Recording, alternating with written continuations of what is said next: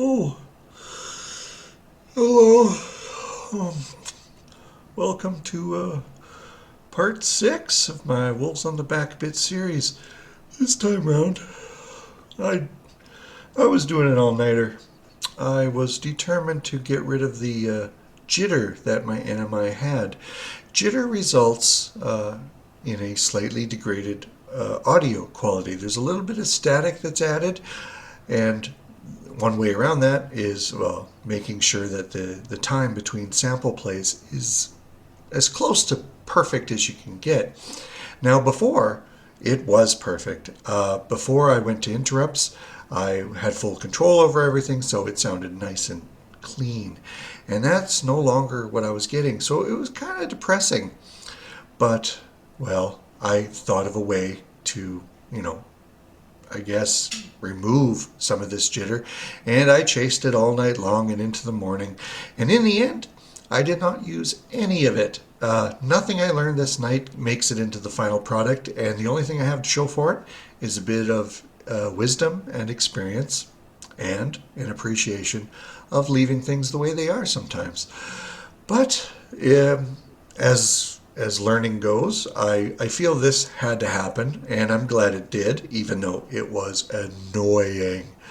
But yeah, it's like, now that I know, it's like, oh, you know how learning is. You're glad you're done, but now you have that extra bit under your belt, And as an intermediate programmer, well, I'm still growing. And yeah, like, I know there are tricks. There are tricks that I don't understand. There are even some tricks I do understand now, like jumping to DD0C, I think it is. Wait. Something like that. If you stick an RTI in the wrong place, but it's the right place, and you jump there, the processor automatically fetches 2 bytes ahead and acknowledges the interrupt for you as it leaves, saving you 1 cycle per interrupt. Did you know that? I didn't know that. Well, I know that sort of now, but it's a little advanced, and I like to keep my code readable for regular humans, so even though I sort of know it, I didn't do it. 1 cycle per interrupt. For the sake of readability, I'm going to leave it in, even though that's 1.24 million. That's a second. So one of my 155 seconds is dedicated to readability. I'm willing to pay that. Anyway, where am I going with this? Nowhere. I'm just yammering. But now that this night is obviously over, I can move on to the next problem and the ones after that, and finally, eventually, get back to the video and the new challenges that await me there. Anyway, so yes, let's get to it. Part 6, NMI Jitter Reduction. Now, if this sounds boring, or you're really an advanced programmer, I give you a free pass on this one. Feel free to skip it already. Just go on to the next. Go. But, it's part of the C64 Coding Adventure, as the title says, so I'm including it, as boring as it is. Let's go. I'll try to edit out some of the boring stuff, but there's quite a bit, and it all flows together, so I am sorry that it sucks. Okay, let's get to it. All right, let's watch. Solution. I don't know the solution. My temporary fix. Well, I haven't even done it, but I have an idea. So let's do it. Okay. So the NMI begins actually at this label, so I can insert stuff at about 1512, right? So what we're going to do, check my little page here. This is, I basically copied and pasted Jeff Burt's driver here, so I knew how to set this up. The frequency, DD04. Okay.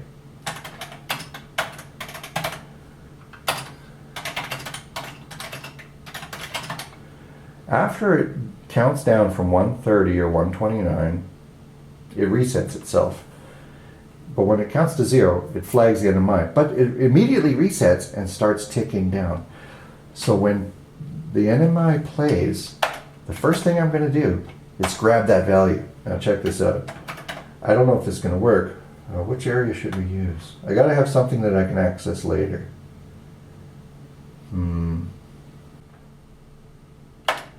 So this is a hacky where we're just clearing out that space. So what it does is going to get the low byte of the timer, and that'll be, say, 120, 119, 118. I'm not sure what, right?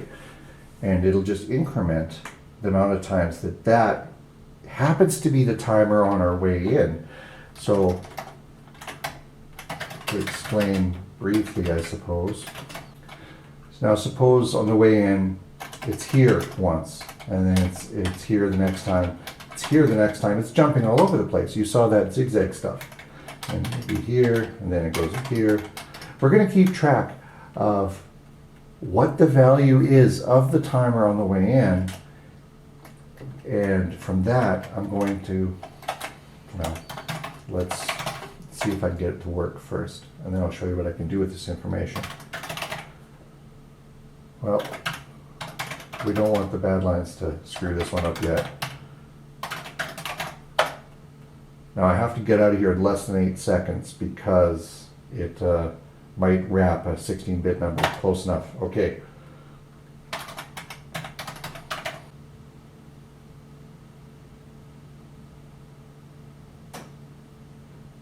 And I think that's it. So the frequency, it's resetting itself to 129, even though it's 130 every whatever, right? But when my NMI begins, that timer is already down to 117 in 10,000 cases of however many I allowed to run before I stopped it. 116, man, this is good info. 116 some of the time, 115 some of the time, but fewer and fewer, and rarely over here, right? But this is what I thought of. Okay.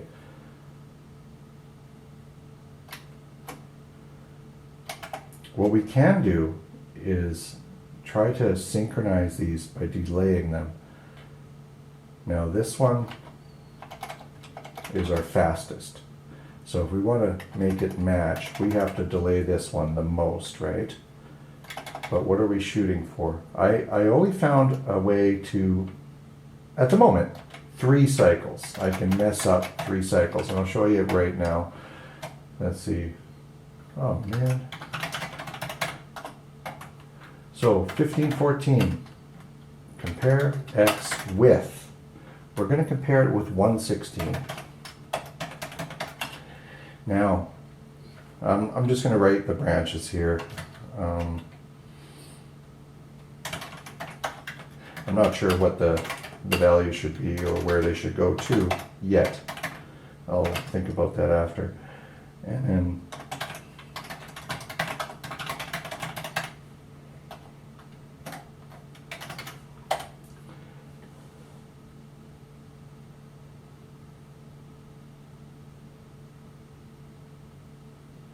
okay, so we get our value. Compare it with 116. Now we have possibilities here. If it takes this, well, first of all, this is 4 cycles, 5, 6. No matter what, we're adding, well, we're not adding, yeah, we are. We're adding 6 cycles for sure, times 1.2 million. But we're also adding some more. If it takes this first branch, if it's 116 exactly, it adds 3 cycles, right? If it doesn't take the branch, if it's anything but, now it's 2 cycles, and then here, where it either takes the branch, 2 plus 3 becomes 5, or if it fails the branch, it drops through again and becomes 4. But we have them all point right here, right? Oh yeah, well, I guess I really don't need custom labels in this case.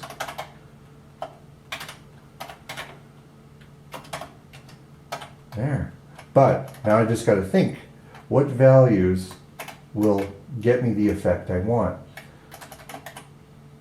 In fact, I don't know if branching on the equals at the beginning is the best idea. What I could do, I could alternately make that 6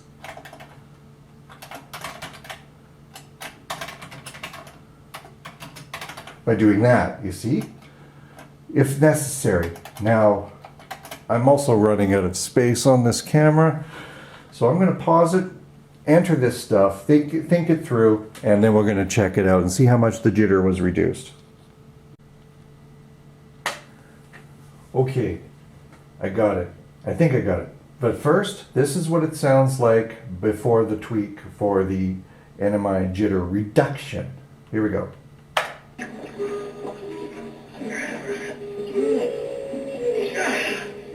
Oh, the water always tastes so good here. Oh, if only they were here. Okay. So I'll get rid of 1511. That skips it. Now here's the tweak. Never mind 1513. We're grabbing the low byte. It compares it with 116. And if it's less than 116, if it's 115, we want to reduce only 3 cycles. And it jumps right there. If it's 116, well, this will fail, so it drops through it with a cost of 2. And then it drops through this with a cost of 2. So now it's 4 cycle delay. But if it's 117, we want it to delay it to match this one, which was slowed down by 3. So now we have to, what is that true? Yeah, 3, 4, 5. So at 117, it fails this. That costs 2 cycles, but it doesn't equal 116, so it passes this at a cost of 3 cycles. Now it's 5. So this puts this one, and this one all together. But actually, it pools 14, 13, 12. It also slows them down. So there's going to be some jitter. But anyway, I believe this should work. I don't think I tried it yet. Okay. But we'll find out together, won't we? Screen off just so we get maximum effect.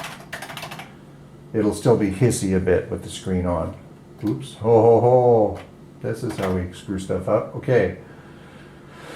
Here we go. Please work.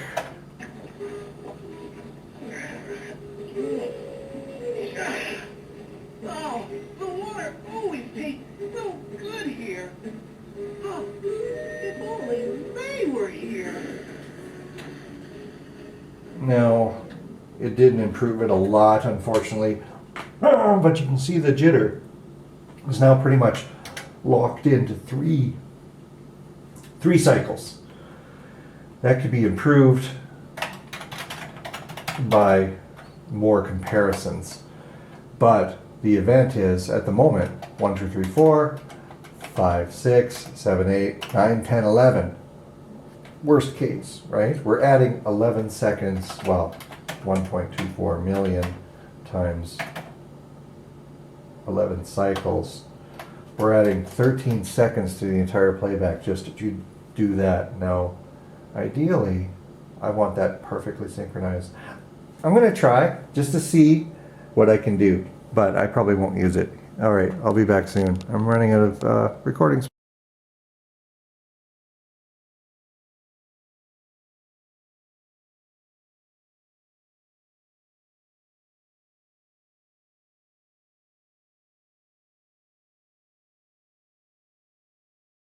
They were This is my first NMI jitter reduction. Isn't this good, Father? It sure is, kiddo.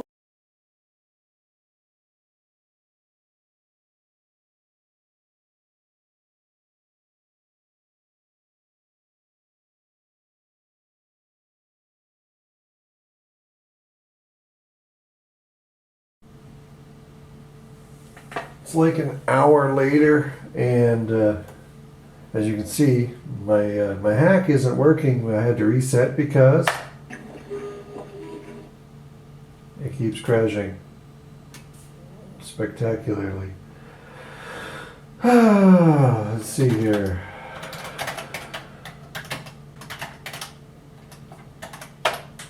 There you go. I'll show you what I have that doesn't work, but I'm going back to bed.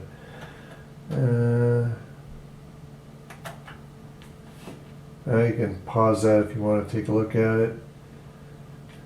And it accesses a table here that I fudged. I thought I could crudely just get it to work. I have to think about this tomorrow. Yeah, this is not elegant. I just wanted to make it go, you know, whatever. All right, good night. So I was in bed and I couldn't figure this out, but then it came to me. Tweak it once, pins it down a little. Tweak it again, fine-tunes it even further.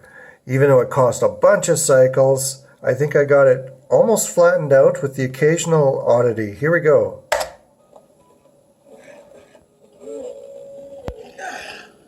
Oh, the water always tastes so good here. If only they were here. Not bad, eh? And the bad lines are on. Isn't this good, Babu? The water always tastes so good here. If only they were here. The water always tastes so good here. If only they were here. And this is without those controls. If only they were here. And those are the values I get after I try to refine the jitter twice. I guess one more will kill it. But at what cost? And I don't even know if this is actually improving the sound. There's a hiss that you can still hear all the time anyway, so it's probably not worth trying to tune it out. The break is actually a stop in the code, but every single NMI occurs when the timer is at 86 cycles left at this point. It's not necessarily better, but here we go.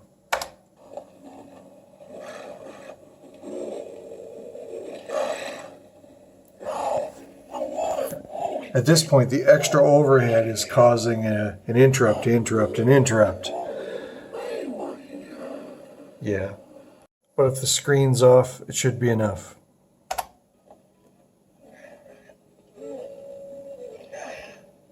Oh, the water always tastes so good here. If only they were here. And if instead of just incrementing DO20, we copy the actual Mahoney byte to the color, check it out.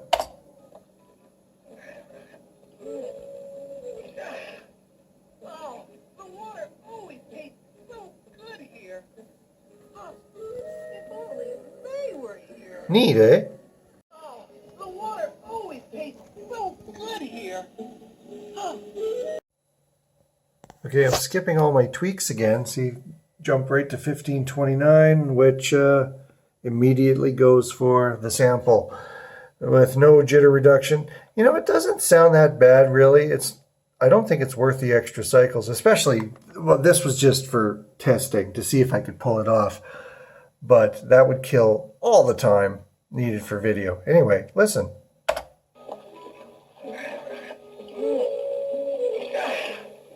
Oh, the water always tastes so good here. If only they were here. Oh, the water always tastes so good here. Oh, the water always tastes so good here. Oh, the water always tastes so good here. Oh, the water always tastes so good here.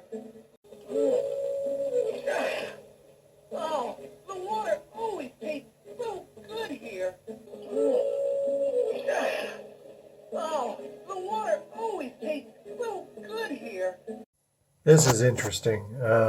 Well, like it says here, I got these extra values. Now, the only way that those can happen when the screen is on is it reads X. NMI strikes. But before it reads LDX DD04, the bad line begins, and then it reads it directly after. And that explains this 40 plus cycle delay between NMI occurring and the read. Very interesting, eh? That's about it. I mean, I've read elsewhere that it's not exactly 40 cycles. In my brain, I just think one per character, but I don't know what the 3 or 4. There's no sprites on. I don't know. But I mean, whatever. Interesting. But it seems like changing it, I originally had it set at 116, but at 115, I think it sounds a little better. Let's find out. And we'll leave the screen on too.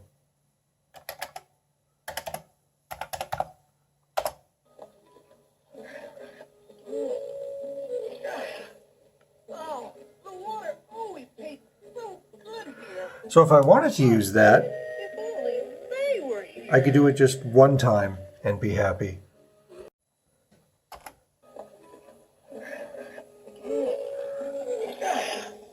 Oh, the water always tastes so good here. Oh, if only they were here. So here's what I added. This bit right there. I am waiting for line 249, which is the very bottom line of this character. So I'm pretty sure it's not a bad line. And waiting for it. And once it appears, that's when I start the NMI interrupt. And I'm pretty sure, check this out. Isn't that a beaut? Oh, the water always tastes so good here. Nice. If only they were here. And I also enabled, I think, the first NMI raster jitter reduction.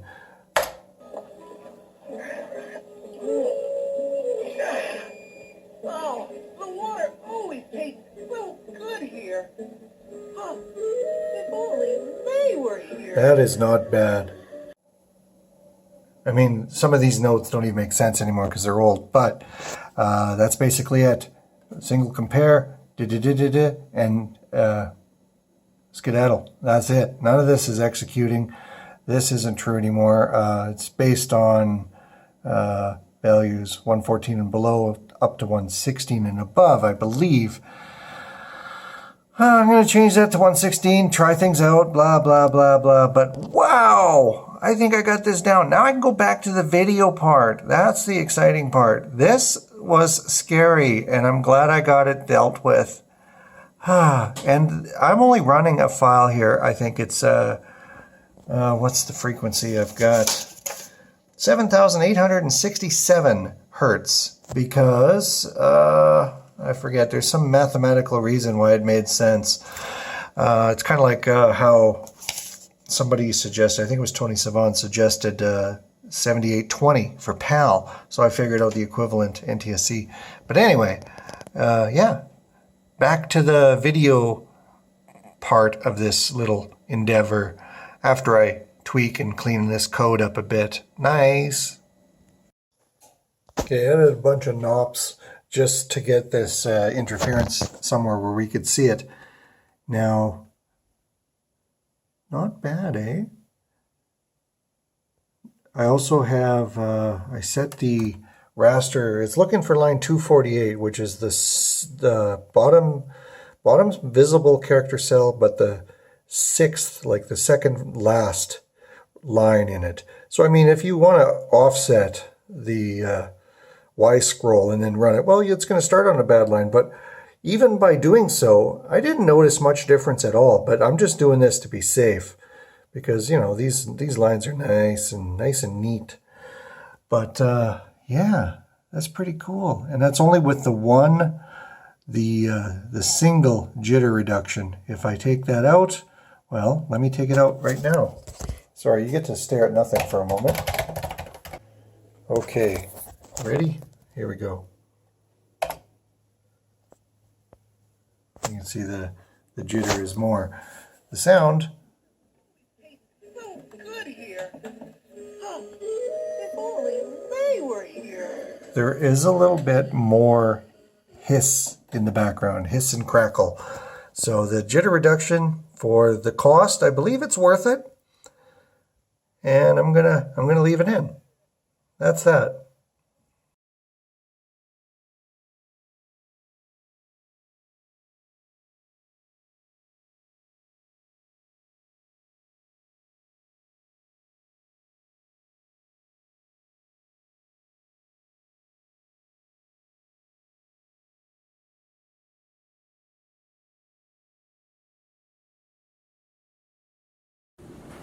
Okay. This NMI jitterbug has been driving me crazy. I changed it, so now it's showing the occurrences. What? Well, let me turn this down. 117, 116, 15, 14, but then a few are happening here. And it only happens when the screen's on. Something bad line related, right? This is the high byte, this is the low byte. So I can start it over and over. And you see it happens in different places, but there's always an early batch and a later batch. And if I start it, say, 50 is a bad line, so I'll start it on 51, right?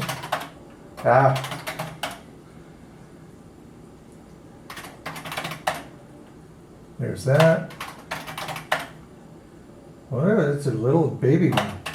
But I think I pinned this down.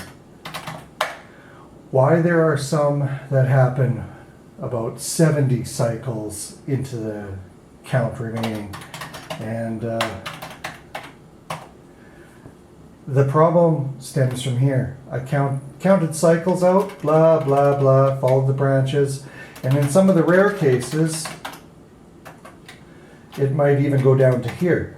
That takes over 70 some cycles, not including the 6 cycles to leave, the 7 to 9 or whatever to get in. So even if it starts on a good line, good line, good line, good line, and then 40 of the next is taken up. It only has about 23 or whatever to finish, and that's not enough sometimes. And then it gets interrupted by itself. It is a crazy, crazy little deal. Well, it doesn't get interrupted by itself, but the moment it flags that it's done, it gets fired again, I think. Or it skips one. I'm not sure. But in any case, I think you understand it. I'm still trying to wrap my head around it. A very interesting glitch. My fault. And the thing is, if I get rid of this bit, that, you know, the part that tracks it might actually solve the problem, but I won't know if it's solved because I can't track it anymore. But I'll go through this, fine tune it.